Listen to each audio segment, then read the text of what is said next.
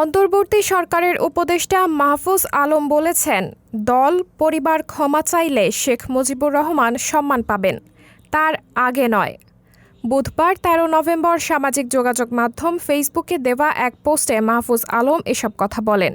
ফেসবুকে ইংরেজিতে পোস্ট দিয়েছেন মাহফুজ আলম, যেখানে তিনি লিখেছেন, শেখ মুজিব ও তার কন্যা তাদের ফ্যাসিবাদী শাসনের জন্য জনগণের তীব্র রাগ ও ক্ষোভের মুখে পড়েছেন।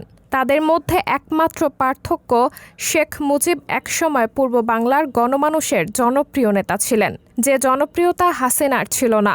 জনগণ পাকিস্তানে নির্যাতন নিপীড়নের বিরুদ্ধে তার নেতৃত্ব অনুসরণ করেছিলেন, কিন্তু ৭১-এর পর তিনি নিজেই একজন জালিম হয়ে ওঠেন। মুজিববাদের প্রতি তার সমর্থন ও পৃষ্ঠপোষকতায় ৭১-এর পর পঙ্গু ও বিভক্ত হয়ে পড়েছিল বাংলাদেশ। নিজের ফ্যাসিবাদী ভূমিকার কারণে ১৯৭৫-এ তার মৃত্যুতে মানুষ শোক অনুতাপ প্রকাশ করেনি।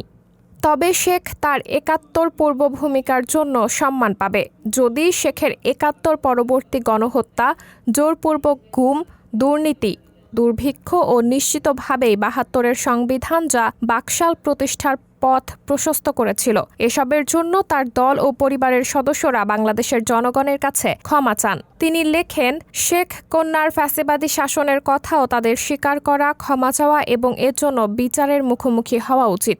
তাদের আরও উচিত মুজিববাদী রাজনীতি ও শেখ পরিবারের বন্দনা পরিহার করা। কন্যার ফ্যাসিবাদী শাসনের কারণে শেখের ছবি সরানো হয়েছে, যে শাসন মেয়ে করেছেন ফ্যাসিবাদী বাবার নামে ও তার ৭১ পরবর্তী চেতনার কথা বলে। তার বাবাকে দেবতুল্য করা হয়েছিল, কিন্তু জুলাই অভ্যুত্থানের পর বাংলাদেশের মানুষ একসঙ্গে তাদের দুজনের ছবি, মুরাল ও ভাস্কর্য নামিয়ে ফেলেছেন। কেউ যদি সরকারি অফিস থেকে শেখের ছবি সরানোর কারণে আক্ষেপ প্রকাশ করেন, তবে তিনি এ গণ অভ্যুত্থান ও গণমানুষের চেতনারই নিন্দা জানালেন। আমাদের মনে রাখতে হবে, ইতিহাসকে মুছে ফেলা যায় না।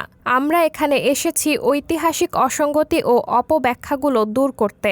মনে রাখতে হবে, ৭১-এর মুক্তিযুদ্ধ ছিল বাংলাদেশের গণমানুষের।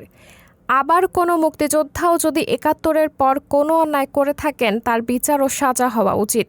স্বাধীনতা যুদ্ধে ভূমিকা রেখেছেন বলেই তাদের এক্ষেত্রে ছাড় দেওয়া উচিত নয়।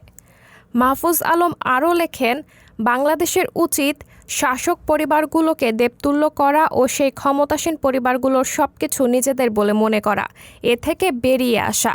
৪৭ ও ৭১-এর পাশাপাশি জুলাইয়ের চেতনা আমাদের সবার স্মৃতিতে অম্লান থাকুক। সাবরিনা জলিল, সবার কথা।